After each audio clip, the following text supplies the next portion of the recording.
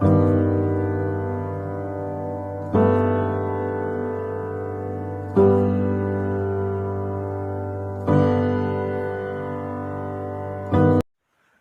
a importância do livro dos Salmos para as nossas vidas? O que nós temos aprendido no livro dos Salmos e qual é a relevância deste livro poético para as nossas vidas? Porquanto eu vejo que muitas pessoas entram no livro dos Salmos somente, muitas vezes, para encontrar um refrigério através das suas palavras, e o que não está errado, é claro. Mas nós podemos olhar um pouco mais, com a visão um pouco mais ampla, né, para o livro dos Salmos. E quando nós fazemos menção de olhar para o livro dos Salmos com uma visão mais ampla, com uma intenção de compreender melhor os planos, os projetos de Deus, os propósitos de Deus, nós vamos encontrar algumas riquezas no livro dos Salmos. E uma delas, justamente, e talvez a mais importante e relevância lição que o livro dos Salmos possa nos ensinar é a respeito da pessoa bendita de Jesus. O livro dos Salmos contém alguns salmos que profeticamente apontam para Cristo, para a sua obra, e é justamente este trabalho que eu quero estar começando a fazer.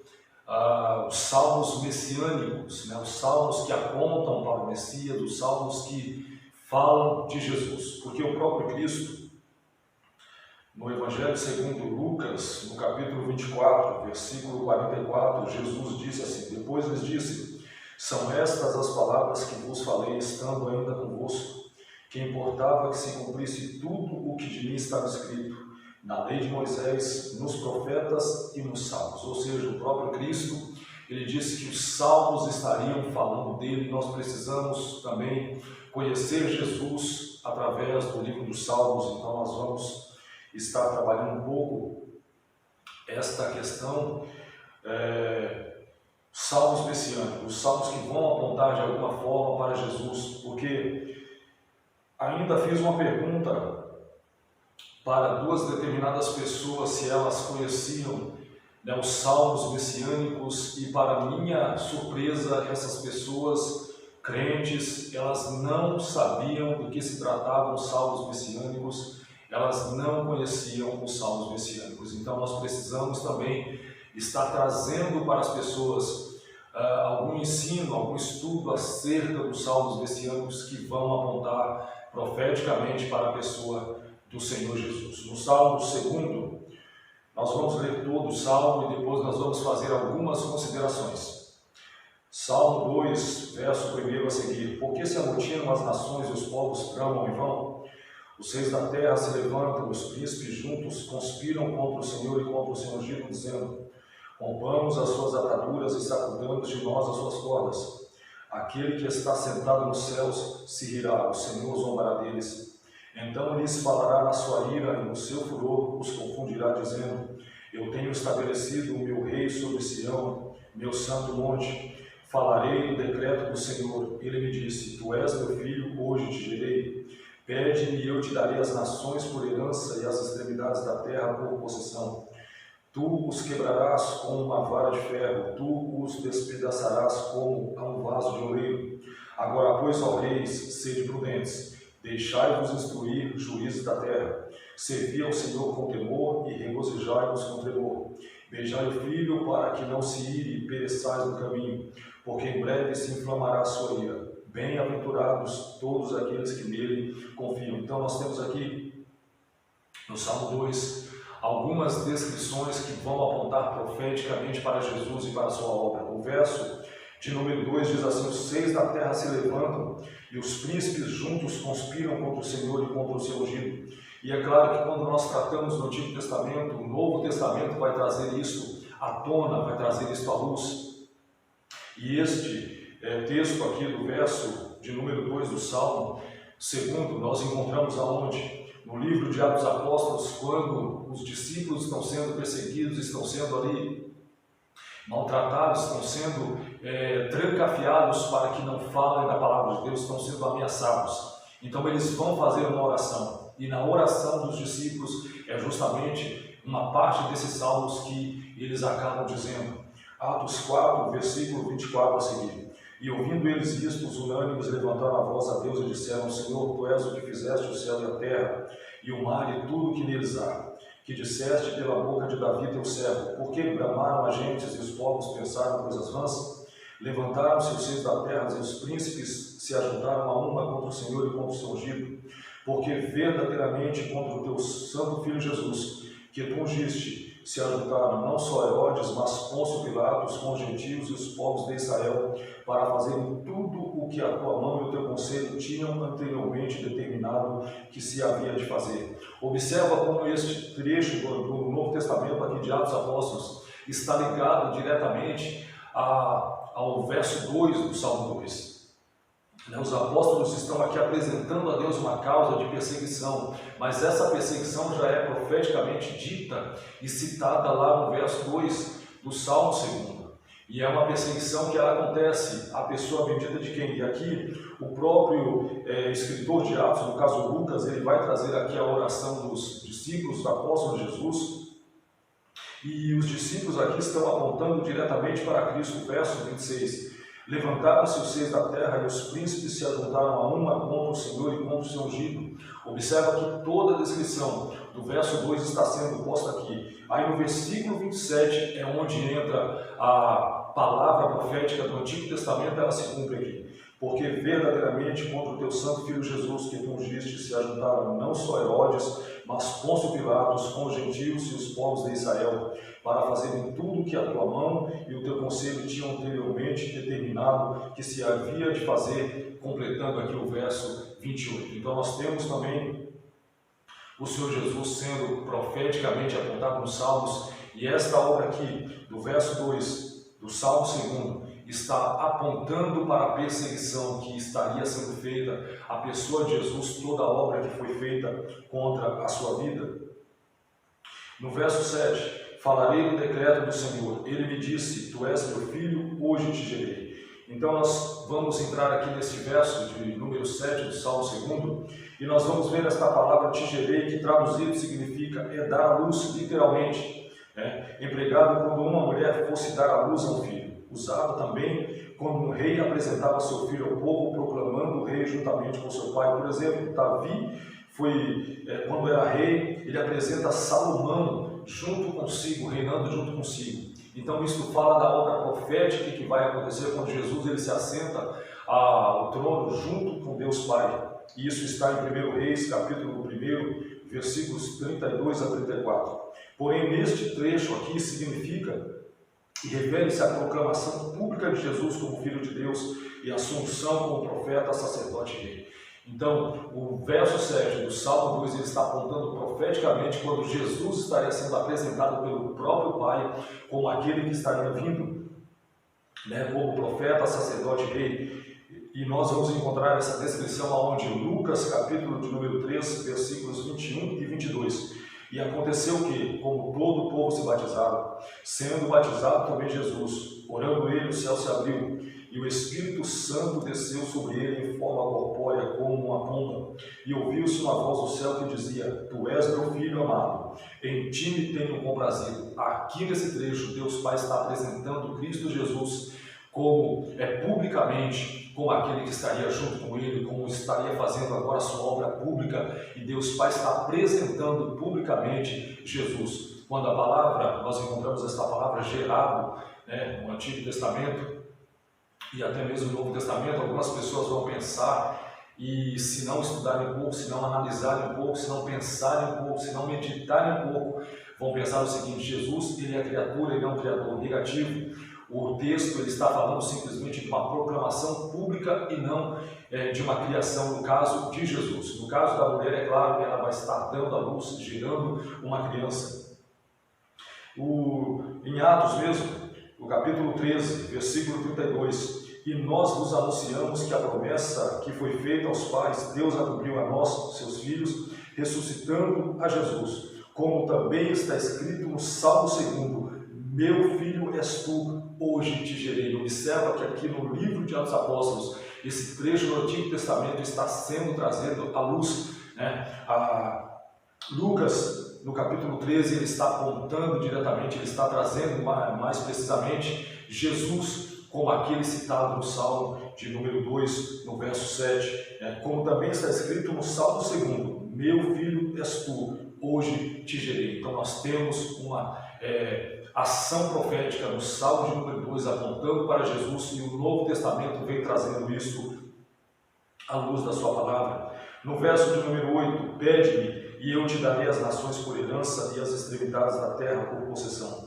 A nenhum homem foi dado a herança, foi dado algum domínio, algum governo momentâneo, né, territorial por algum tempo, mas depois tudo isso foi passado, e é claro que tudo isso também, esses governos vão ser destruídos, como está escrito lá em Daniel. Todos os governos vão ser destruídos, porque um único governo, governo santo, governo justo, governo reto e um governo eterno, que é o governo de Cristo, ele vai ser estabelecido. Zacarias capítulo 9, versículos 9 e 10. Alegra-te muito, ó filha de Sião, exulta, ó filha de Jerusalém.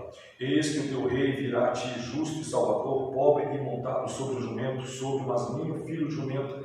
De quem é que Zacarias está falando aqui? A quem é que ele está se referindo? Ao Senhor Jesus Cristo, né? No Novo Testamento, uma palavra profética, está sendo anunciado profeticamente pelo profeta Zacarias. Versículo 10. E destruirei os carros de Efraim, os cavalos de Jerusalém, o arco de guerra será destruído, e ele anunciará a paz às nações, e o seu domínio se estenderá de um mar a outro mar, e desde o rio até as extremidades da terra. Observa o governo e a amplitude do governo de Cristo, de uma extremidade a outra, ou seja, nada vai ficar fora do governo de Jesus. Mas quando nós entramos no Novo Testamento, nós vemos uma declaração do escritor aos Hebreus, no capítulo 1, versículos 1 e 2. Havendo Deus antigamente falado muitas vezes, de muitas maneiras aos pais pelos profetas, a nós falou-nos nesses últimos dias pelo Filho, a quem constituiu o herdeiro de tudo, por quem fez também o mundo. Se você observa no verso 8 do Salmo 2, pede-me e eu te darei as nações por herança e as extremidades da terra por possessão. Quando você chega no Novo Testamento, você vai encontrar aqui na carta aos Hebreus, principalmente no verso 2, a quem constituiu o herdeiro de tudo, por quem fez também o mundo. Quem é esse herdeiro de tudo? Jesus Cristo, por quem Deus fez todo o mundo, toda a criação, através dele, o Verbo vivo de Deus, a palavra que dá forma e dá existência a tudo. Então nós vemos o Senhor Jesus sendo relatado no verso de número 8 desse Salmo de número 2. Então nós temos aqui um salmo messiânico, um salmo que nós precisamos guardar em nossos corações, que nós precisamos estar com ele, vendo Jesus lá no Antigo Testamento, no livro dos Salmos, apontando para a obra de Jesus Cristo, a sua obra poderosa, o seu governo, a perseguição que ele estaria sendo seguido, né, sendo martirizado, sendo morto, porque as nações se levantam contra ele. Então nós temos esse salmo de número 2, o salmo messiânico. Verso de número 12, beijai o filho para que não se ire e pereçais no caminho, porque em breve se inflamará a sua ira. Bem-aventurados todos aqueles que nele confiam. Então o salmista está dizendo aqui, beija o filho. Mas qual é qual o significado, qual é o sentido de beijar aqui? O beijo é um sinal de submissão. Então o sentido aqui é um sinal de prestar homenagem. O salmista está dizendo, prestem homenagem, honrem, louvem, adorem aquele que era e que há de vir, o Todo-Poderoso, Deus Santo, o Verbo encarnado. O salmista está apontando para uma pessoa específica. E olha o verso de número 6 do capítulo 1 de Hebreus. E quando outra vez introduz no mundo primogênito, quem é o primogênito? Jesus Cristo. Diz, e todos os anjos de Deus o adorem. Todos os anjos prestam culto a Cristo, sem exceção. Jesus, ele é criador e não é criatura. Jesus é digno de ser louvado. Jesus é digno de ser engrandecido, é digno de ser magnificado. E a palavra de Deus manda que todos os anjos de Deus o adorem. No Evangelho segundo João, capítulo 5, versículos 22 e 23. E também o Pai a ninguém julga, mas deu ao Filho todo juízo, para que todos honrem o Filho como honram o Pai. Quem não honra o Filho, não honra o Pai que o enviou. E está vendo como nós precisamos honrar o Senhor Jesus? Observa que o que está escrito no Salmo de número 2, o verso 12: beijai o Filho para que não se ire. Honrem, prestem homenagem, glorifiquem o Filho. Quem é este Filho? Jesus Cristo. Está apontando para Jesus, sendo louvado, digno de ser engrandecido. E é interessante que o escritor João ele vem trazendo aqui para nós acerca das palavras de Jesus: quem não honra o Filho também não honra o Pai. Existem pessoas que elas dizem assim: não, Jesus não é digno de ser honrado, eu honro a Jeová. Mas o texto é muito claro, tanto no Antigo Testamento quanto no Novo: quem não honra o Filho, automaticamente também não honra o Pai que enviou o Filho. Então nós precisamos honrar a Cristo, glorificá-lo, exaltá-lo. Ele é digno de ser adorado. O texto de Hebreus é muito claro, Hebreus capítulo 1, versículo 6, e quando outra vez introduz no mundo primogênito, diz: e todos os anjos de Deus o adorem. Então, se Jesus é digno de adoração, é digno de ser louvado, é digno de ser glorificado, por que não fazê-lo? O livro dos Salmos está dizendo claramente: beijai o Filho para que não se ire. Então nós temos que honrar a Cristo. Nós precisamos louvar a Jesus. Ele é digno de ser louvado, ele é digno de ser engrandecido. João 3, a partir do versículo 16: porque Deus amou o mundo de tal maneira que deu seu Filho unigênito, para que todo aquele que nele crê não pereça, mas tenha a vida eterna. Porque Deus enviou seu Filho ao mundo, não para que condenasse o mundo, mas para que o mundo fosse salvo por ele. Quem crê nele não é condenado, mas quem não crê já está condenado, porquanto não crê no nome do unigênito Filho de Deus. E a condenação é esta: que a luz veio ao mundo, e os homens amaram mais as trevas do que a luz, porque as suas obras eram más. Porque todo aquele que faz o mal aborrece a luz, e não vem para a luz, para que as suas obras não sejam reprovadas.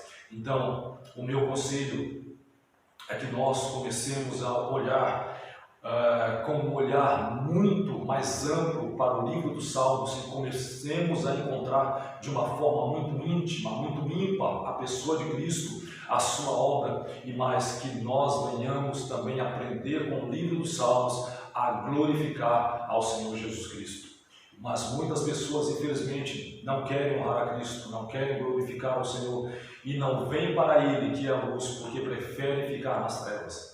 O livro dos Salmos manda que nós honremos, que nós prestemos culto a Cristo, que nós glorifiquemos ao Senhor Jesus. Como eu disse, a palavra beijar aqui, ela significa prestar homenagem.